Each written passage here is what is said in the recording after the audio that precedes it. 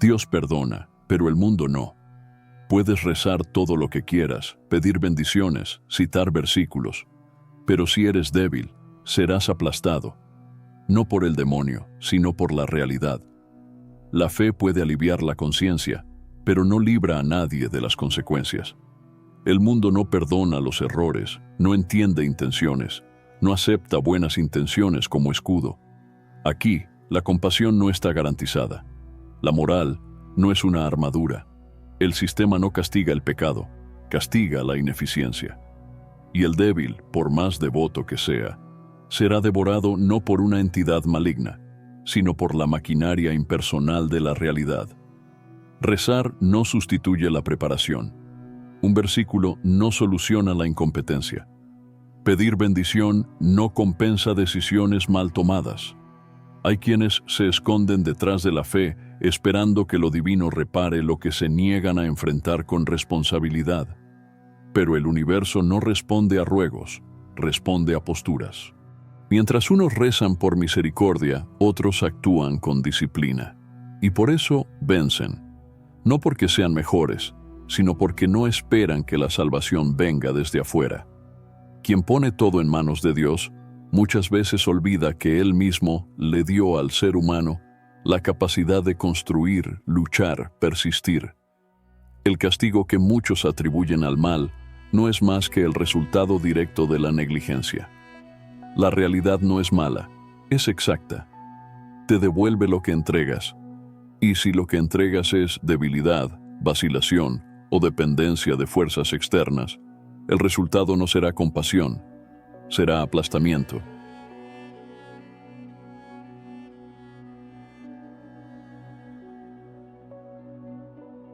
Hay un tipo de fe que no salva, adormece. Y quizás ese sea el mayor vicio espiritual de nuestro tiempo, la creencia que alivia, pero no transforma. En muchas regiones la religión se transmite como herencia familiar, como rito de domingo, como tradición social. Pero el problema no está en la fe en sí, está en cómo se utiliza. Hay quien la usa como ancla, pero también quien la usa como excusa. Cuando la fe se convierte en refugio para no enfrentar la propia responsabilidad, deja de ser puente y se vuelve prisión. La psicología conductual llama a esto refuerzo positivo ilusorio, un fenómeno donde el cerebro se aferra a lo que da alivio inmediato, aunque eso lo mantenga estancado. Rezar, repetir frases sagradas, esperar bendiciones, todo eso genera consuelo emocional, y el consuelo es adictivo. Pero la fe que solo consuela y no exige acción es la más peligrosa. Embriaga. Calma el caos interior por unos instantes, pero no mueve ni una coma de la realidad, y mientras tanto, la vida, impasible y continua, sigue exigiendo postura, no oraciones. Ese patrón se ve en comunidades enteras que viven esperando un milagro, mientras repiten las mismas malas decisiones, las mismas omisiones, los mismos errores. Es el uso de la fe como analgésico existencial. En lugar de cuestionar el sistema, en lugar de construir nuevas alternativas, muchos prefieren arrodillarse y esperar que algo mágico suceda. Pero el verdadero milagro no es el que baja del cielo, es el que nace desde adentro, cuando alguien decide actuar incluso con miedo.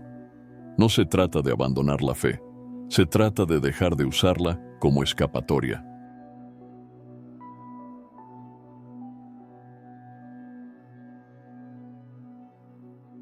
La realidad no piensa, no siente, no evalúa, no juzga, simplemente opera y por eso es implacable. Quien espera compasión de la realidad está pidiendo humanidad a un engranaje, y los engranajes no tienen piedad, solo funcionan. Lo que muchas personas llaman sufrimiento espiritual o castigo divino es, en verdad, la fricción entre un individuo paralizado y un sistema que nunca deja de girar. La vida moderna no castiga la maldad, castiga la lentitud. No sanciona el pecado, sanciona la incompetencia, y eso aplica para cualquiera, santo, pecador, ateo o creyente. Kierkegaard decía que la angustia es el vértice de la libertad, porque solo quien es consciente del riesgo, de la caída, del colapso inminente, es capaz de despertar a la responsabilidad de moverse. Pero ¿qué hacen muchos frente a la angustia? Rezan. Y nada más. Mientras tanto, la vida exige actitud. El sistema te aplasta no porque sea maligno, sino porque es indiferente. El salario no cae porque seas bueno. La enfermedad no retrocede porque seas puro. La cuenta no espera bendiciones, espera el pago. Y si aún no entendiste esto, vas a seguir llamando prueba espiritual a lo que es simplemente una consecuencia matemática de tu parálisis. La verdad es brutal, pero liberadora. El mundo gira a su propio ritmo, y quien no gira con él es triturado por sus engranajes. En un contexto como el de América Latina, donde la desigualdad y la injusticia social son realidades diarias, esa lógica se intensifica. El sistema no te pregunta cuántas veces rezaste, sino cuánto supiste adaptarte. No hay premios para los bien intencionados. Hay supervivencia para los preparados. Y esa supervivencia exige algo más que fe. Exige frialdad, estrategia y presencia. Porque la realidad, esa entidad que muchos insisten en romantizar, no responde a la oración, responde a la fuerza.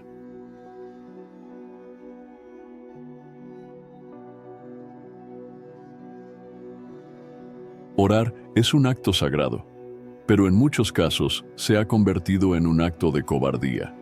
Cobardía elegante, socialmente aceptada, espiritualmente disfrazada. Hay gente que ora para huir, no para enfrentar. Cierra los ojos para no ver, junta las manos para no actuar. Y con el tiempo empieza a creer que esa omisión es humildad, que si entrega todo en manos de Dios, Él lo resolverá. Pero eso no es fe, es delegación, una forma sofisticada de empujar la propia responsabilidad hacia el cielo, como quien firma un contrato en blanco y dice, resuélvelo tú, Señor, porque yo no quiero ensuciarme las manos con mi propia historia. Martin Seligman llamó a esto indefensión aprendida, un estado mental en el que la persona cree que haga lo que haga, nada va a cambiar. Entonces, deja de intentarlo. Y ahí es donde aparece la trampa espiritual. Cuando la oración se convierte en una forma de mantener viva la esperanza, pero la persona se niega a moverse, ya no está siendo espiritual, está siendo cómplice de su propia parálisis. La oración, en ese caso, no es un puente con lo divino, es un escudo contra la realidad, un mecanismo emocional para fingir que busca ayuda, cuando en realidad está escondiendo su fuga. En América Latina, esto se manifiesta de forma brutal. Es común ver a personas en situación de pobreza extrema haciendo promesas a santos, ayunando, encendiendo velas, llorando en iglesias, pero sin organizarse, sin capacitarse, sin unirse para transformar. Eso no es fe. Es desesperación disfrazada de devoción. Y lo peor, el sistema religioso alimenta eso. Porque una masa arrodillada es mucho más fácil de controlar que una masa despierta. Al final, la oración se vuelve anestesia, y el milagro nunca llega, porque nunca se buscó con las manos, solo con la voz.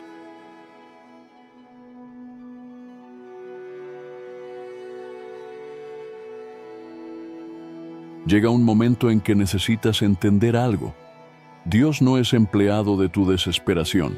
Y los milagros no son respuestas, son consecuencias.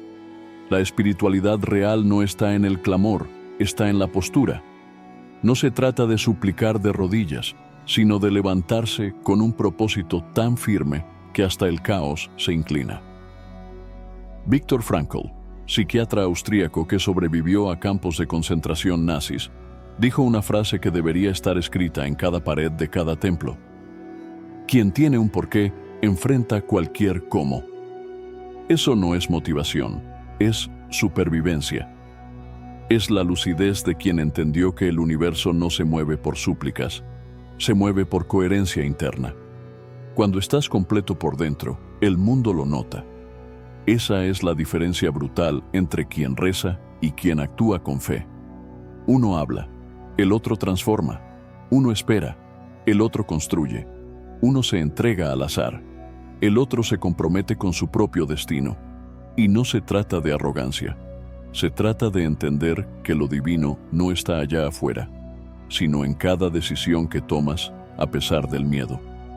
La vida respeta a quien se respeta, y lo invisible se alinea con quien camina con rectitud, aunque no tenga garantías.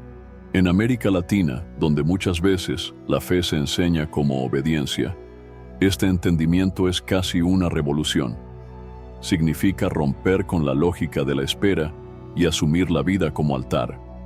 No arrodillarse pidiendo escape, levantarse pidiendo dirección y avanzar, aunque duela, aunque estés cansado, aunque no haya señales, porque la fe que realmente transforma no es la que grita al cielo, es la que se niega a detenerse frente al infierno.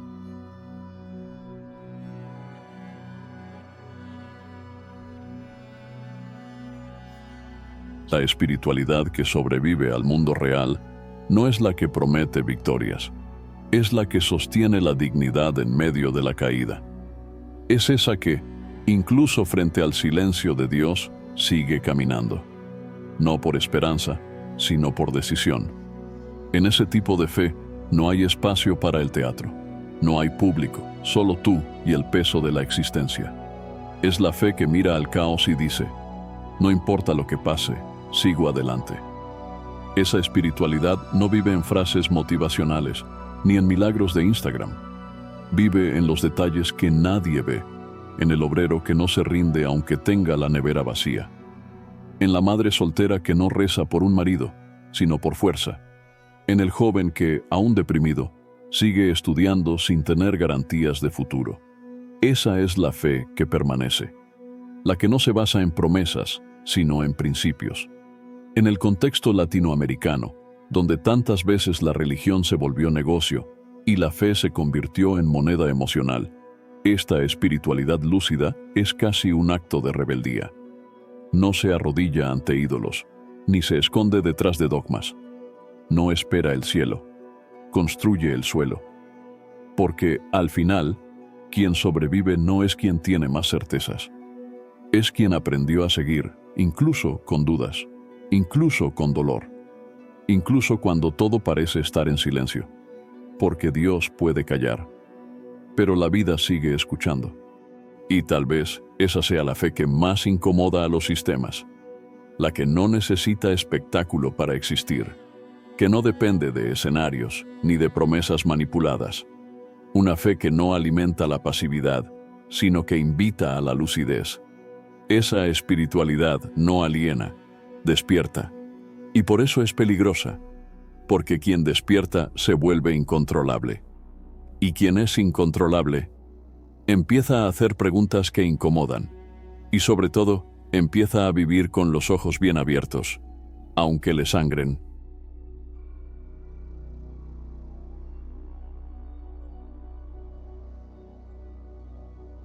Si llegaste hasta aquí, es porque algo dentro de ti ya no acepta la misma respuesta para todos los dolores. Ya no crees que lo sagrado tenga que ser memorizado. Ya no te basta con explicaciones místicas que calman el miedo, pero dejan todo igual. Y esa desconfianza es el comienzo de tu fe más verdadera. Esa que no necesita público ni aprobación. Esa que nace cuando el suelo desaparece, cuando la oración se calla, cuando el cielo no responde. Y aún así, tú sigues. Sigues porque descubriste que no necesitas permiso para levantarte. Sigues porque entendiste que el verdadero milagro es ser alguien que, a pesar de todo, sigue decidiendo actuar. Tal vez ese haya sido el mensaje más claro de este video. La espiritualidad no es una escalera mágica para escapar del dolor. Es la postura con la que cruzas el infierno sin convertirte en él. Es la disciplina de no esconderte detrás de la fe, sino usarla como linterna en medio del caos. Porque nadie sale vivo de la vida, pero algunos salen enteros. Y esos son los que entendieron que la fe no es una fuga, es un fundamento. Y ahora te pregunto, ¿cuál ha sido tu postura frente al silencio de Dios? ¿Has estado viviendo de rodillas esperando un milagro? ¿O has hecho de tu vida un milagro en movimiento? Si esta reflexión te tocó, te confrontó, te hizo repensar tu camino. Entonces, deja un comentario. Di qué te dolió, qué te despertó, qué te hizo quedarte hasta el final. Porque lo que escribas aquí abajo puede ser justo lo que alguien necesita leer para despertar también. Y si este video tuvo valor para ti, deja tu like. Eso ayuda a que este mensaje llegue a más personas que siguen atrapadas en oraciones que nunca se traducen en acción. Suscríbete al canal, activa la campanita, comparte con alguien que está paralizado, porque a veces lo que una persona más necesita no es otra promesa, es un espejo,